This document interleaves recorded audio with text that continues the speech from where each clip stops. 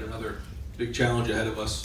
One of the most well-coached teams, not only in the country, Big Ten, for a long time.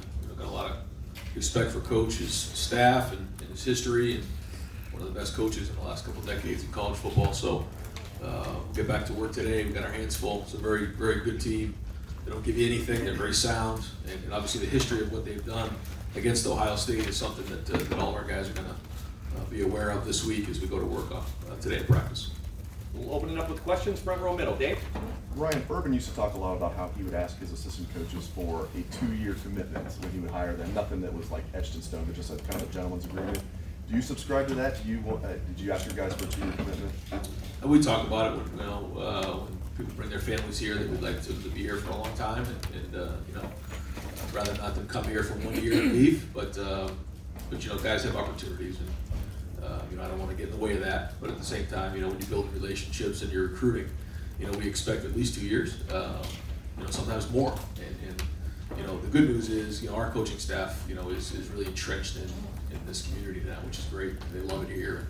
They're happy, so I don't expect anybody to leave anytime soon. I guess it'd be a good problem to have if you have, your coaches are very much wanted across the country, maybe for bigger jobs and stuff like that. But still, it'd be maybe a little bit bittersweet for you, I would imagine. Yeah, I think that's part of the game, and understanding that as you go. I've had to move around as things went through my career, and sure, certainly don't want that, but things like that happen. But again, I just don't see that with our staff right now. I think guys, for the most part, have just got here. Other than a few of us on offense, but I expect those guys to be here for a while. Third row right. Dylan?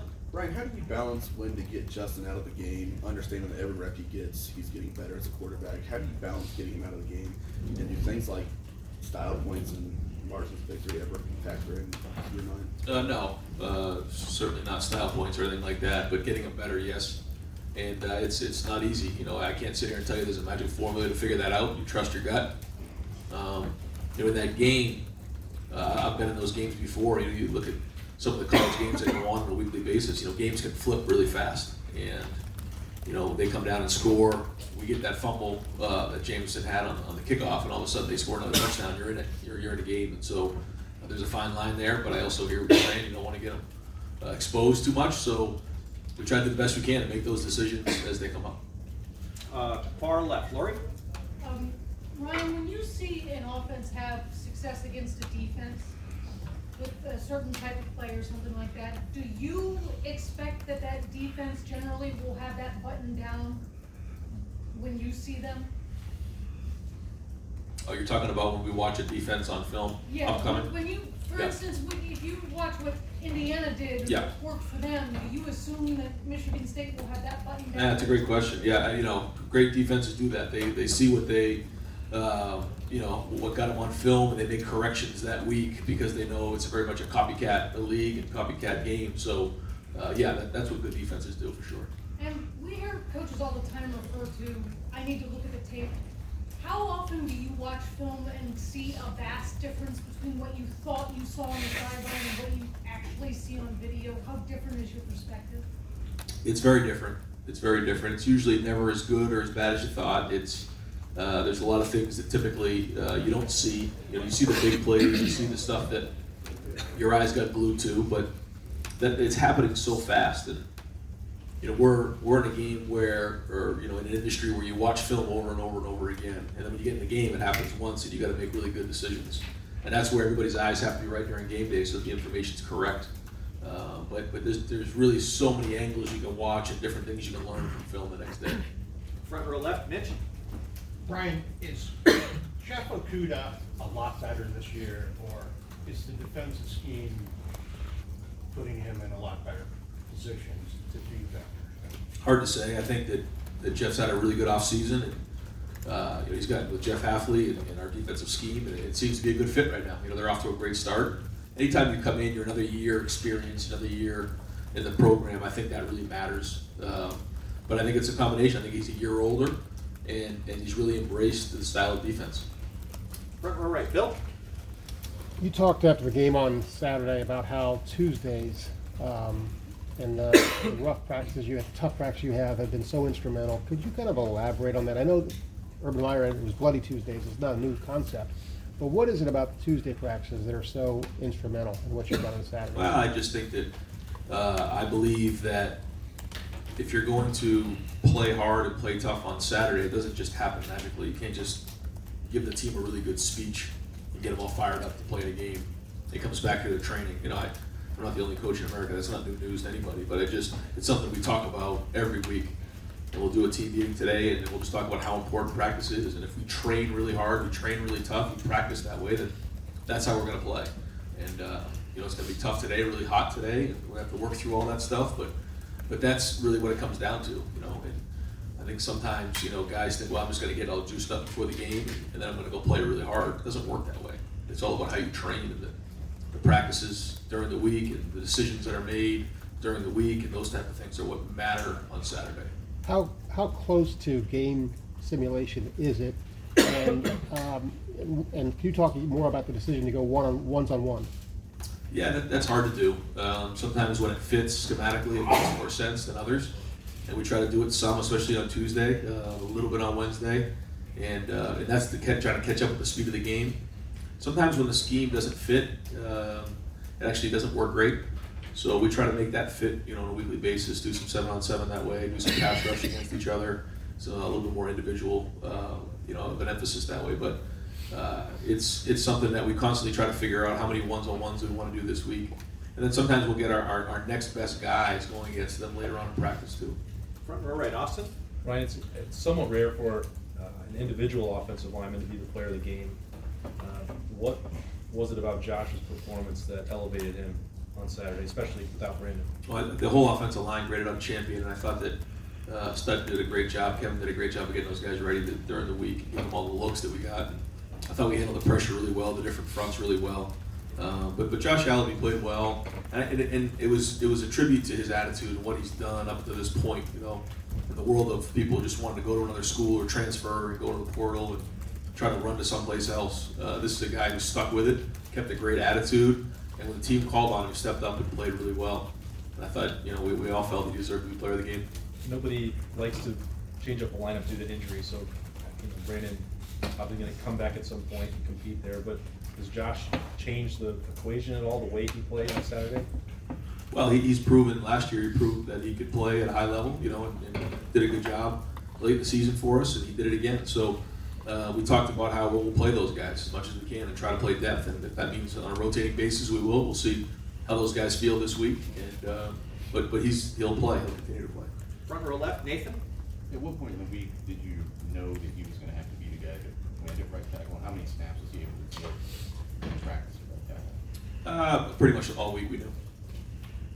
Was he involved back in the preseason as far as competing for that job? And where does Nicholas Frere now kind of fit into this? Yeah, the good news is Josh can play both positions. You know, he can move back and forth from right to left, and that makes it, you know, he's much more versatile than maybe he was when he first came over from defense, and that's a tribute to him, being able to move from the right to the left. And he'd mostly been practicing at left, and then he goes over to right and can play like he did. Again, hats off to him. But yeah, and then Nick's in the mix too. He's mostly at right, and he's working to get better. And he got in the game late in the game. He's gotten a lot of these games, and he's improving. But again, especially as offensive lineman, the more experience you can get in games, the better off it's going to be in the long run. Second row right, Tony.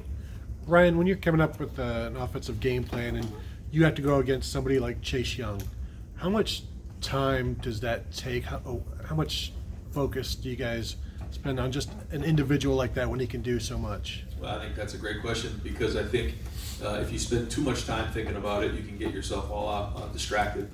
If you don't spend enough time, he can beat you. So I think that's kind of the art of coaching again, is how much do you spend time on a great player. You know, there's a couple of great players on Michigan State. How much time are we going to spend figuring out how to you know, neutralize those guys, because they are the difference makers. And in college football, you know, great players have to play great. And Chase is one of those guys that, you know, demands a lot of attention. And then with respect to your injury policy, is there a chance that Teron Vincent and C.J. Saunders won't play this year? Will they? I don't know about that. I'll have to see. Right behind him, Rob. You become head coach at Ohio State, and suddenly people care about what you think on national issues. Lucky you. Pay for endorsement. Where do you stand on it? Are you in favor of athletes getting paid for their likeness?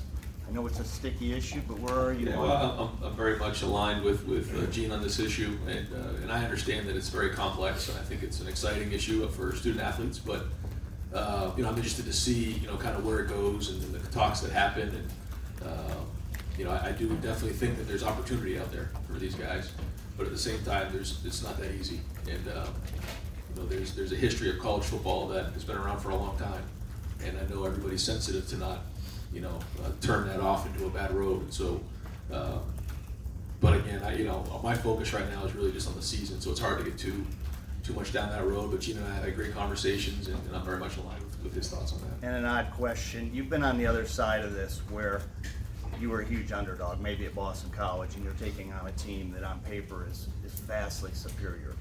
Are there principles when you were that team to try to win that game? I mean, when you're that big of an underdog? Yeah, I think, yeah, absolutely. I think anytime, you know, you come into a game, you know, you just go back to, you know, what you believe in, what you're playing to win is, and don't change that.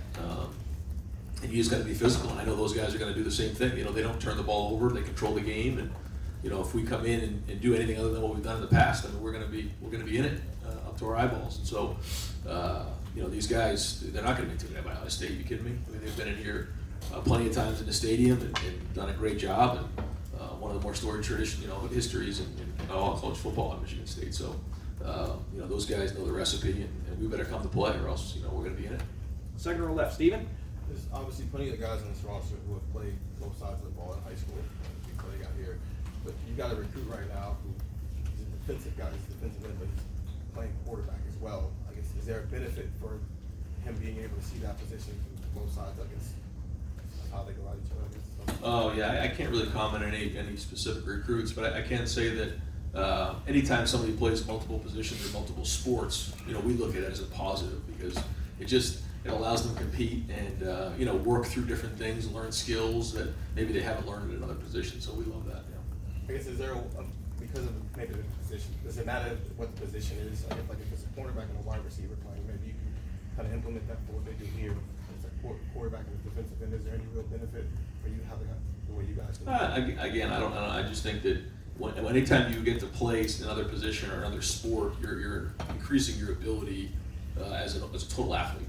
You know, just whether it's spatial awareness or, you know, let's say you're a quarterback and someone puts you into defense. I love that, you know, because now they got to learn to be tough and stick their face on people. So, again, anytime they can do multiple things, I think it's great. And just one question about the offensive line. Last year, from a run blocking standpoint, it struggled a little bit, especially and now this year, like from a consistent standpoint, it's one of the best in the country.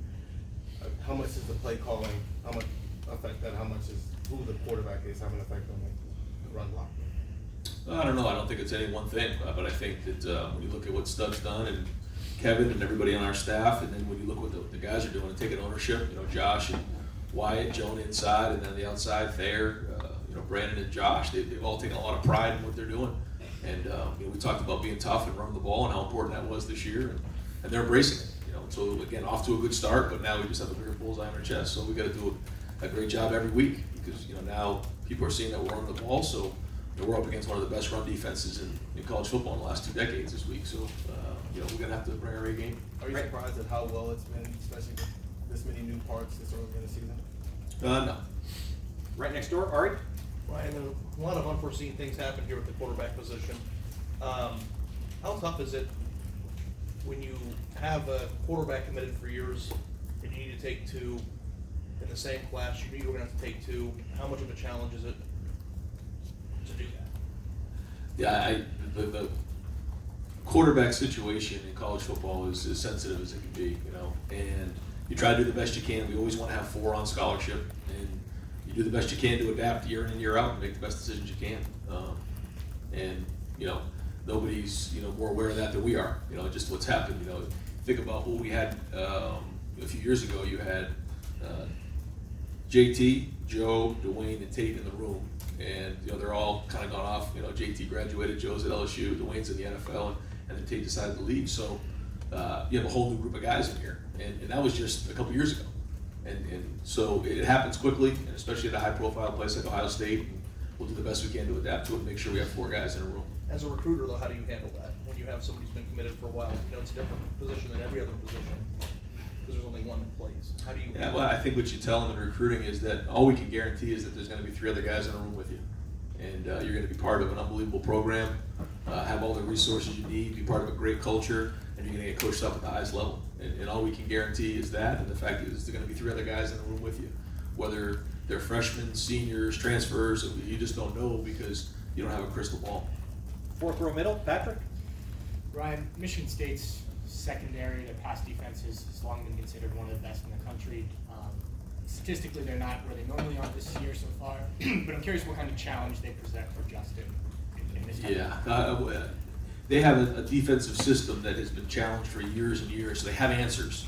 So if you run a play against them, they have the answer right away. They're really good at knowing what the defense is. They're not super complicated, but they have answers to everything that you do. So the minute you run a play, they're on top of it, and they got to defend it the next play. So and these are guys who have played in the system for a while, and there's coaches who have coached in the system for a while. So it's a tremendous challenge. So for a first-year starter, 6 games in, who hasn't faced something like that before, what do you guys do to get him ready for that type of challenge? You just do the best you can to teach him the style of defense, the system of defense, and give him a good, clean game plan where he can play. And then he has to learn, as time goes along, the adjustments that they're making, and anticipate, what the defense is going to do the best you can. But you don't have a whole bunch of time on that. You have a week, you have 3 practices really, and that's the challenge of being a quarterback, is being able to take a whole new style of defense and put a game plan on the field in 1 week. So that's going to be the challenge this week. On the other side of the ball, your defensive line, obviously we've seen what they've done, but how much are they helping the secondary with the way that they're getting the quarterbacks? We saw Adrian Martinez forced down the pocket quite a bit. How much does that make it easier on the secondary, or maybe they have to cover longer? Yeah, no, they work together, and it's kind of hand in hand. If you get a great rush and you can get the quarterback off his platform, then that makes a huge difference. And maybe he's getting the ball out a little bit sooner than he wants, and then vice versa. If the secondary is covering and he can't get the ball out on 3 and a hitch and on time, now he holds it for an extra second. That allows the defense to get to the quarterback, and that's team defense right there. Far left, 2nd row, Matt? You mentioned in your opening comments about the history of this team, Michigan State, Ohio State, and they've had some teams that have come up and did Ohio State. Why is it important to address that with the team? Like, these guys can play on those teams, and some of them weren't born some of the years that it's happened. But why do you feel it's important? I just think it's important to understand, what you're getting into every week, and every week is a whole new season, and it matters. I think it's the coaching staff we're going against. It's Michigan State. It's the people. It's everything, and it's important to know the history of the 2 teams and when they played, what's happened, and what you're up against each week. I really think that's important to teach these kids. They're 18, 19, 20 years old. Some of them don't even really understand the history, and so I think it's good for them to hear that and understand that and know what they're getting into each week. So we do that. It starts with a team meeting, today at 2:30, and then we kind of, hammer that message throughout the week. I want to ask you too, Kenny Willekes on their defensive line. What jumps off the tape? Production. He's really productive. I feel like he's in on every play when I watch a clip of film. His hands, he's got to be really, really strong because he gets off the blocks better than anybody I've seen in the last couple of years on film in this conference. He plays really hard. His motor is off the chart. He's very difficult to block. Really good player, really tough and strong. He's in on every tackle, it seems like. 4th row left, Edward? Are you surprised at all at how well Justin has played at this point? Not even being on campus for a year, kind of struggle here during the spring, going through a new system for him? I try not to have too many expectations because it's just all that matters is getting better every day and seeing where it goes. And he's played well. Haven't played full 4 quarters yet, but we'll see. But he's been growing, and the more experience he gets, the better he'll be. But again, try not to put too many expectations on it, other than the fact that let's get better every day and take care of that ball. And when it comes to Michigan State's defense, he's still young. Is there anything that you have to hold back compared to other games going against a defense like this with him? No, I don't think you hold back. I think you have to be aggressive. You can't not be aggressive. That's kind of the way we are. We like to be aggressive, but he's gonna you can't just go into the game and think he's all set. All of a sudden, he's played a few games here and he's going to go in against a great defense and just start going away from what's gotten to this point. And that's discipline. That's being tough, and making those decisions. And I think he's done a good job of that. I think he's had decisions where he could have maybe forced it in there and he's thrown the ball away. He's done that a couple times where he did, like the end of the first half. He kind of scrambled around and made a play to Luke, but that was dangerous. That could have gone the other way, and so he's got to learn that off of film. And sometimes we call a good play and people are open, great. Sometimes defense calls a good play and it's not open. Well, throw it away. We'll live to see the next down. I thought he did a great job of that. In the second drive, it was 2nd and 10 in the red zone. We called a play to the tight end. It wasn't there. He threw it away. The next play, we get the first down and the third down and end up scoring. And I thought the play of the drive was a throwaway on 2nd down. And I told him so. So again, those are the kind of things that he's growing with. And during fall camp, what was the biggest difference you saw? How he was adapting to your offense and kind of getting comfortable with this guys? And just the experience and understanding it. When you learn a language, you learn something new. When you learn plays and you have to think about it, then it's not there. Now I think it's second nature. I think he understands it. Front row right, Joey. Just to follow up on Justin, he's now over 100 pass attempts and he hasn't been picked off. You mentioned one of the throws that was close yet, but I'm curious if you look at all those 100 throws, it seems pretty rare for a quarterback not to be picked off yet. Is that some luck involved? Is you overall happy with the decision making? I'm just curious from other quarterbacks you work with how rare that is. No, I mean he's done a good job of taking care of the ball. I think there's a couple that he threw in harm's way that maybe could have gone the other way, but they didn't, and so he's got to keep making those good decisions to take care of the ball. And one thing Scott Frost mentioned yesterday is he said he had you guys #1 on his coaches poll ballot. You have a vote in that this year. I'm just kind of curious where you'd rank your team. Yeah, I don't really give away where I rank the teams and all that, but we're getting better every week, and what matters is what the ranking is at the end of the season. Got time for a couple more. Second row middle, Bruce. I would describe that win Saturday as very businesslike. There were a lot of things that could have distracted you, game day and road and all that stuff. I wondered, do you put much stock in a pregame read on your team? It may not be right before you go out on kickoff. It might be on the plane. It might be Friday.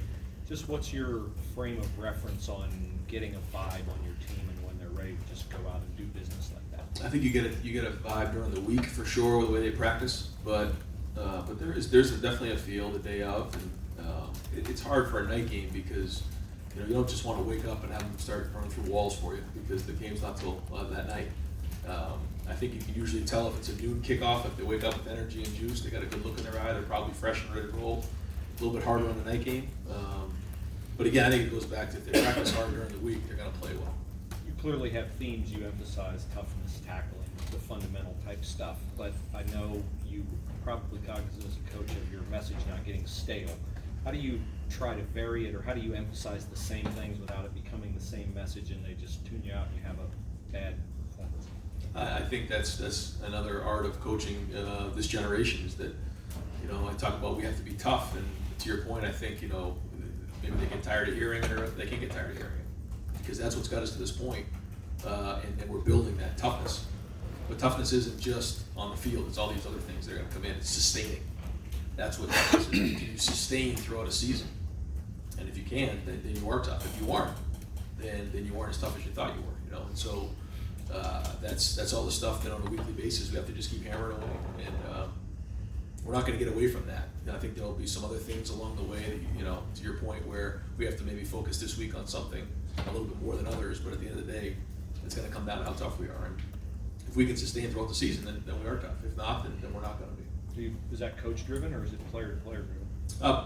Well, it starts off coach driven, but then as the leaders can pick that up and start hammering that message home to everybody else, that's when you have something special. And I think that's the best teams I've been around. The players are the ones who hammer that message home. So if the coaches leave the room and they're still saying the same message, now you got something special. If it's just coach driven, then it's just okay. But we want to be elite.